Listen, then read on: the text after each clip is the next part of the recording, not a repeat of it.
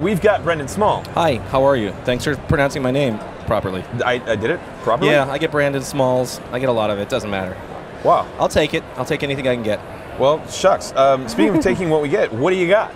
Yeah, what's what do happening? I got? What am I doing here? I'm here with Eric Powell and Albatross Comics, and we're announcing the Galacticon comic book trade paperback that's coming out November this year, and we're very excited about that. We did a 6-issue series, and which coincides with a record called Galacticon, and I also put out a record called Galacticon 2 Become the Storm earlier this year, and I put out a short film that is an all practical effects little short film. So practical effects are real tactile effects. So like we use real model spaceships, we use real backgrounds. I got an ink tank. Have you guys ever seen like old like Flash Gordon movies and stuff? Yeah. So what they would do, they had these old techniques where they would use ink in aquariums and make them look like clouds. So I learned how to do that with my brother, Jeff Small, who is a really great effects artist. And we put this whole video together. If you want to check it out, you can check it out. Go to galacticon.com. You can check it out there.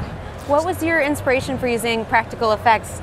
Were you sort of like wanted to go back to that old school sort of practice? Yes. Or, yes. Yes. It was the nostalgia? Well, the thing is, there are two things that happen. I notice when I watch a movie, I love like really great CGI. Like the Planet of the Apes movies, for me, I lost my mind when I saw that most recent one. I thought that's one of the most gorgeous movies I've ever seen. But I also know if it's not done as well as that, I can check out. I can lose my connection with the thing sometimes. I know that there's some kind of like unspoken little deal I have with my entertainment that you've got to kind of exist in some way or be just the greatest version of it.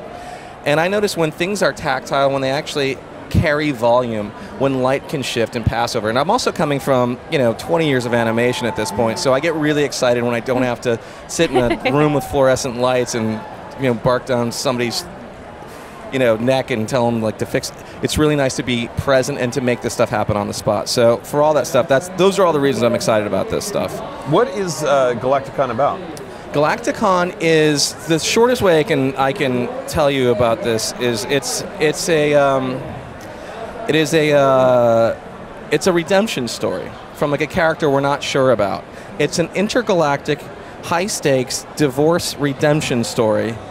And to me, like if I were to combine like what this would look like in a live-action full-length feature or TV show or whatever, it would be like Charles Grodin in outer space.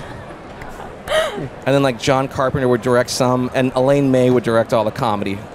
Because I love what she did with The Heartbreak Kid, which is a great old 70s movie. It's one of the best comedies, and it's a character that we're uncertain about. And I'm fascinated with that character. So I was inspired by that whole world, and that's where this comic book idea came from, and the record came from, and all that stuff. So I see a future for this beyond this whole comic book world. So what kind of stories and genres inspire you for this? Because it seems like there's a lot of cool things mixed into that. Well, for this whole, here's what I did for this practical effects thing. I went back to the 70s. I went back to like post-Star Wars and post-Star Wars movie. People that didn't have like the same budget as Star Wars, but were trying to make Roger Corman movies, Dino De Laurentiis movies, things like that.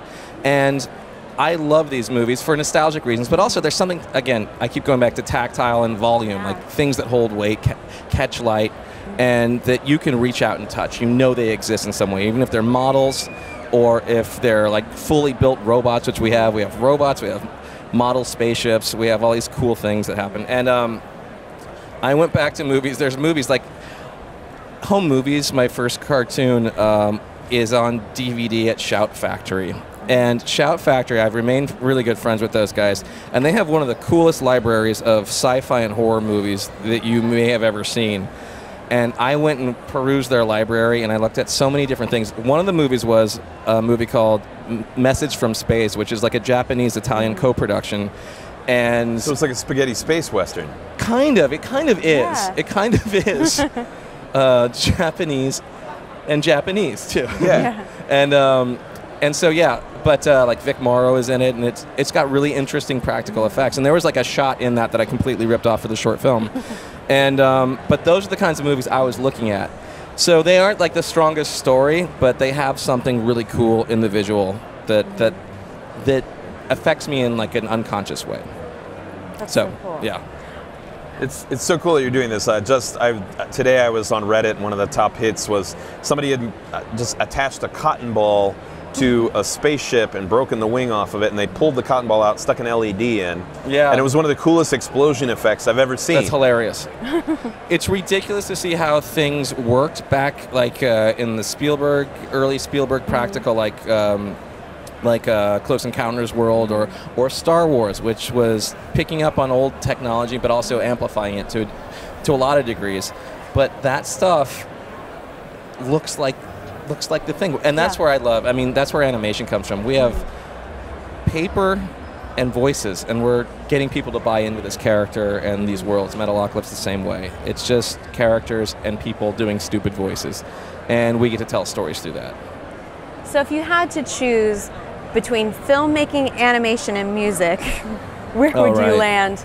I don't know. The Sophie's Choice. I get bored easily. That's my thing. That's my problem. Is I don't want to do one thing. I always think of like Bert from Mary Poppins. Every day he's got a different job, and that guy's happy. He always looks happy in every single shot, you know? So that's what I think. And I don't know. I love guitar. I love music. And the whole entry point for me is through guitar. Like, I learned how to play guitar. I took it very seriously, and I figured if I can do this, then I can apply the same methodology of learning this to learning to do this other stuff. Is there any form of creative expression that you're just like, I'm not going there, you know? Because it seems like you're doing pretty much everything. You're not just dabbling in it, you are actually doing it. Yeah, stuff. I don't know, give me a list of some things that I may not do. I'd throw out cooking. Crafting. Cooking and crafting, those are two things I'm not as interested in. I love eating, and I'm not a terrible cook. I can cook a couple things, but I'm not interested in making that. I'm not driven by passion. I'm driven by passion to eat, but not to cook. Fair. Yeah, crafting, only for comedy, only to do it in a terrible way, only to fail at it as a funny idea. I have a curious question for you. Of the characters in the Marvel Universe, you seem to be an expert on things metal, you know? Yes. Who screams metal to you? Who screams metal? Well, I've always said I think the movie Thor, everyone should have flying Vs. I think all the characters should have guitars and not use them, just kind of gesture with them every once in a while. I think that'd be pretty cool.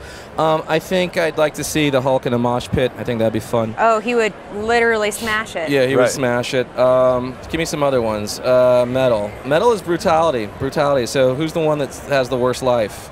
Oh man, who does? Deadpool, maybe? I don't know. Right? He's got a pretty rough. Well, I see here that you have a virtual death metal band named Death Clock. Yes, I do. Right. You read that on the computer. Yeah. It's true. I did, It's actually. true, Yeah, right here. And this is very similar to Deathlock. Deathlock, yes. Yeah. That was, the spelling is different, and the word is different, and the characters are different. Lock and Clock. But Lock and Clock, they sound similar, so I'll give you that. Word. He's partially metal, right? He's partially metal. He is mostly metal, it's true.